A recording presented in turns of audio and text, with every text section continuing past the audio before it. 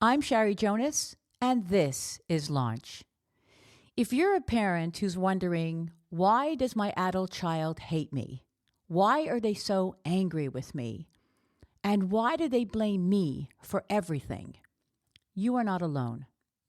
You wouldn't know that though, because most parents will never share those feelings with anyone, out of shame and guilt, of course, but these are some of the most searched parenting questions on the internet, specifically if you have an adult child, which tells me that a lot of parents are struggling with this painful reality.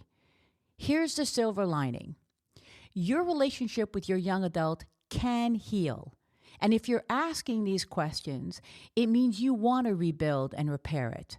So in this episode, I'm going to share the 7 most common reasons adult children feel this way, and more importantly, what you can do to help you both move forward. Let's begin with you before we jump into what they might be going through. One of the deepest heartaches a parent can experience is the feeling that their adult child hates them. You love them. You created a life for them. You've probably made a lot of sacrifices for them, and yet somehow you've ended up in a place where they treat you so badly. Maybe they've even cut you off completely. It's confusing, it's hurtful, and it's frustrating because you really don't know what to do. Perhaps you're feeling unfairly blamed, that it wasn't all your fault, or you believe your child is just being ungrateful. Maybe you think, I did my best and it just wasn't good enough. Well, here's a reality check.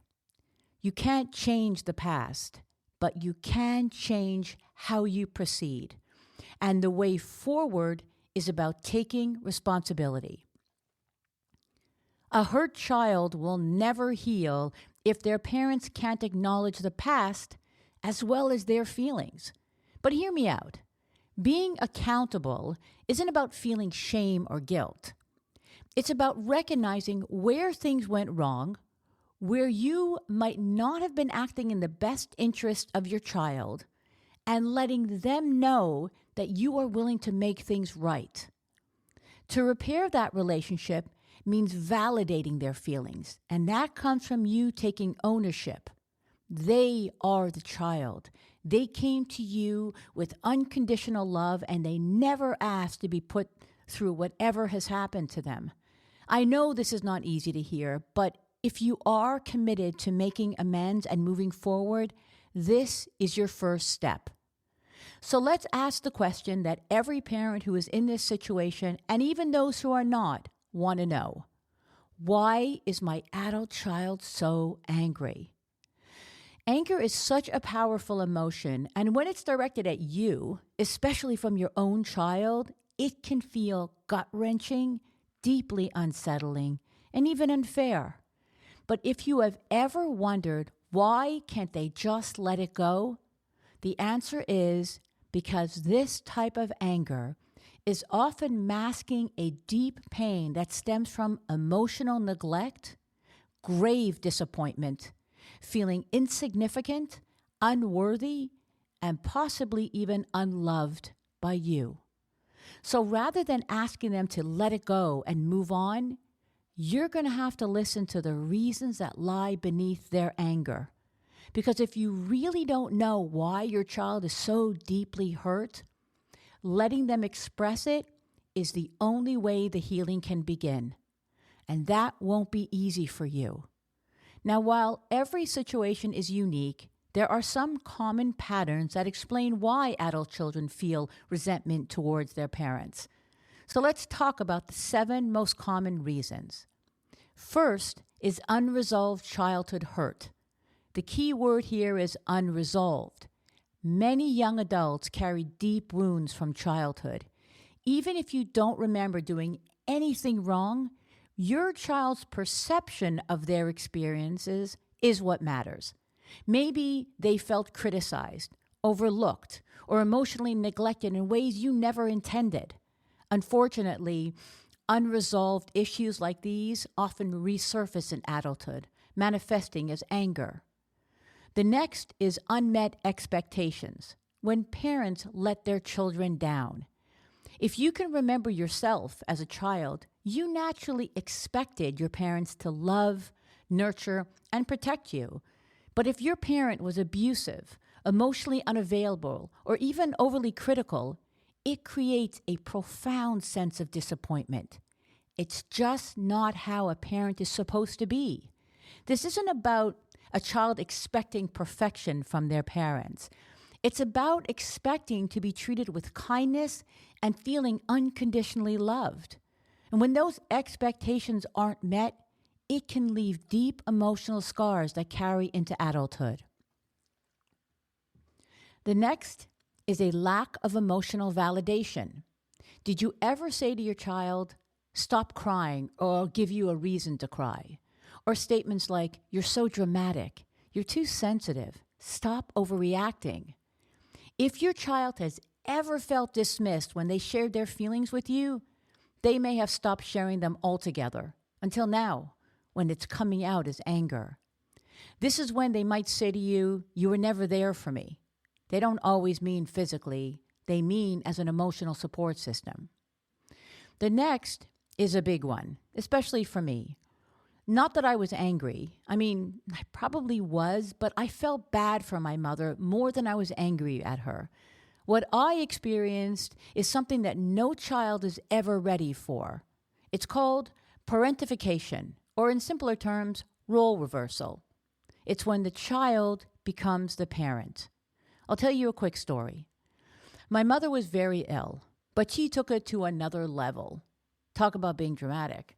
But I understood it because I knew she never had enough attention as a child. So when she was in her early 40s, and I was a young teenager, she was hospitalized, and after that, she became the child. She had me making her coffees. I'm talking about taking hot water, adding a tablespoon of Nescafe and a couple of sweeteners. But I did it several times a day. Once I had my driver's license, I had to run errands for her. I had to drive her around, and I was her sounding board. My mother was always dumping on me, and it was usually about my father. It wasn't easy growing up as my mother's daughter or keeper. If I needed her, really needed her, she was there, but I learned quickly not to lean too heavy on my mother. She was just not a strong woman. So I ask you this.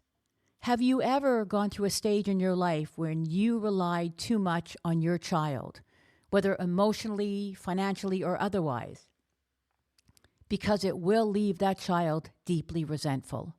No child is meant to be their parent's emotional caregiver, at least not while they're still a child. Because this is such an important issue, I'm going to share some of the signs of parentification with you.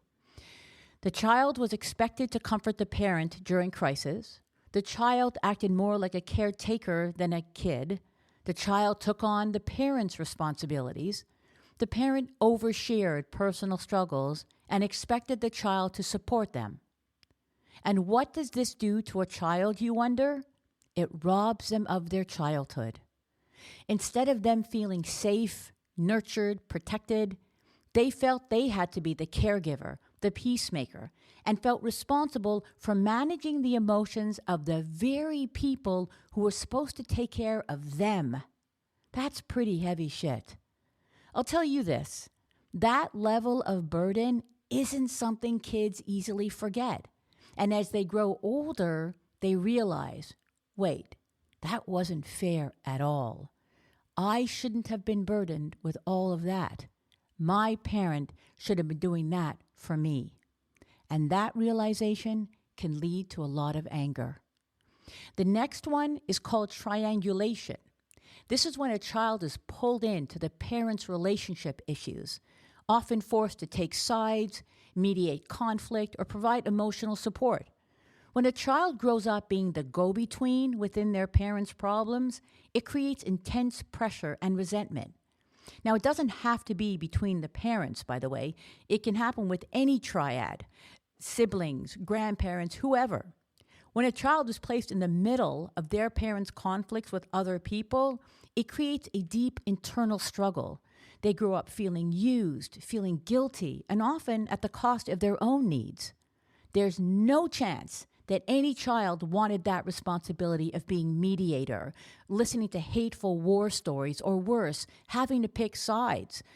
Over time, that load just becomes so heavy, and rather than continuing to engage in a relationship that feels so emotionally draining, many adult children resort to the only form of relief they know: distance, or worse, no contact at all.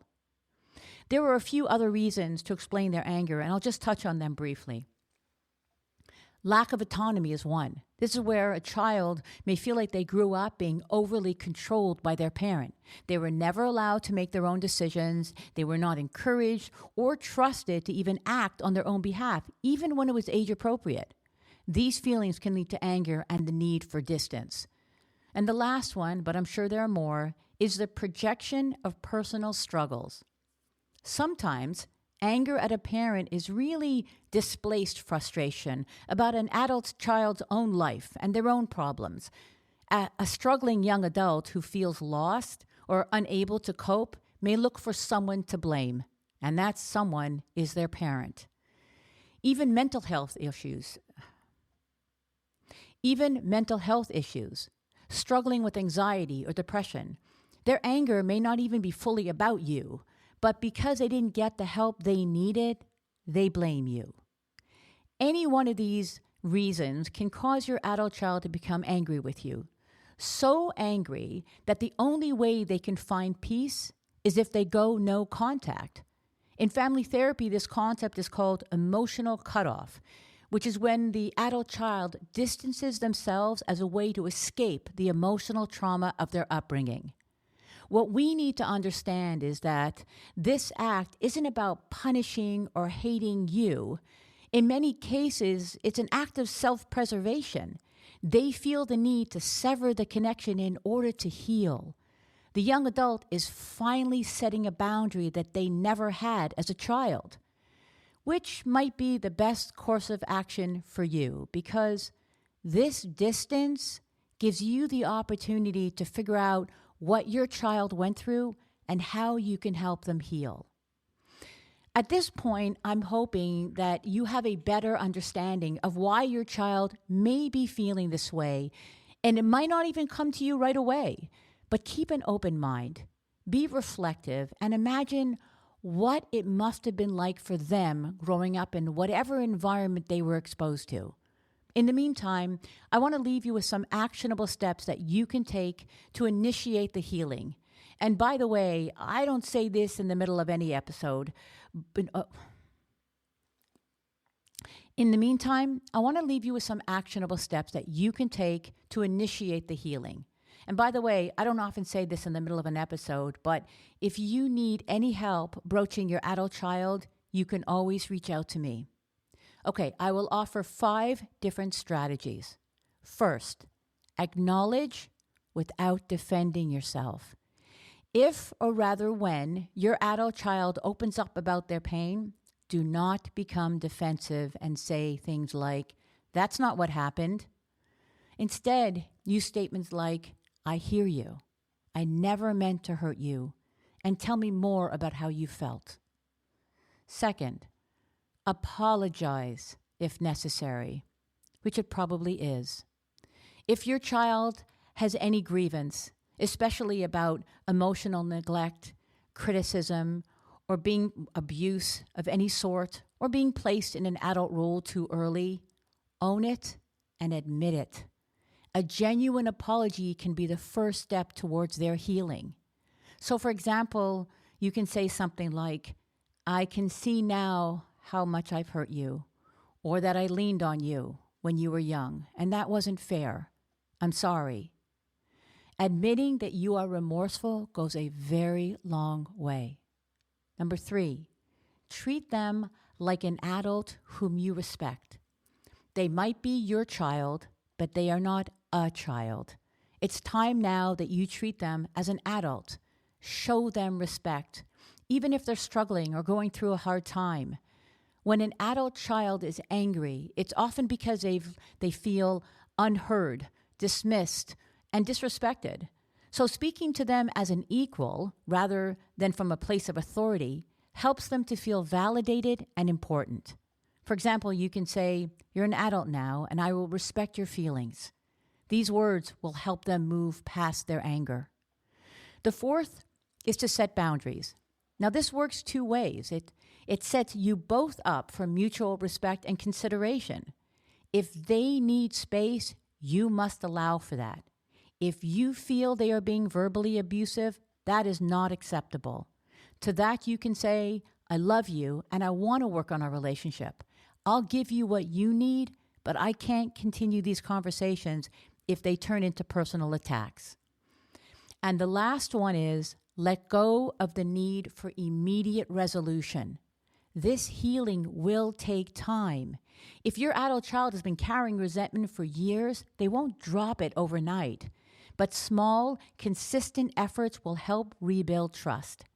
Remember to show them through your actions that you're open to listen, respectful of their wishes, and you're willing to do whatever it takes.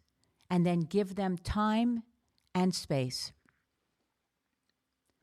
Before we end this episode, I want to mention two very important distinctions that can make a world of difference for both you and your child. The first is this. One of the biggest barriers to repairing a relationship is denial. It's so uncomfortable to admit that our actions, even unintentionally, may have contributed to our child's pain. But denial keeps us stuck and it prevents their healing. Be very aware of making comments like, "It didn't happen that way. It wasn't that bad. That's how I was raised," and so on. Instead of denying your actions, it's more important that you honor their feelings. And because we started off talking about what you're experiencing, I want to finish this by acknowledging you and your upbringing. Many parents unknowingly repeat the actions of their own childhood. If you grew up with emotionally unavailable parents, abusive parents, or any type of trauma, this could explain why you did things in certain ways to your children. We call this transgenerational trauma.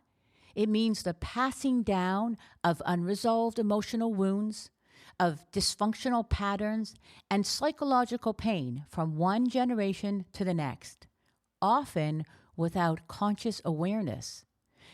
But by you recognizing now that this might have happened because you never healed from your own wounds, you have the capacity to break this cycle with your children. I don't want you to blame yourself. I'd like you to feel empowered and believe that you can be better. You can do better.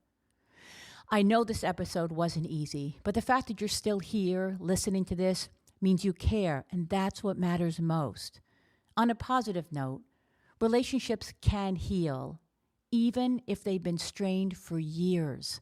It starts with an open heart, active listening, compassion, communication, taking ownership, healing, and moving forward. If today's episode resonated with you, I invite you to keep listening, keep learning, and most importantly, keep showing up for your adult child and for yourself, because it's never too late to build a better relationship. I'm Shari Jonas, and this is Launch.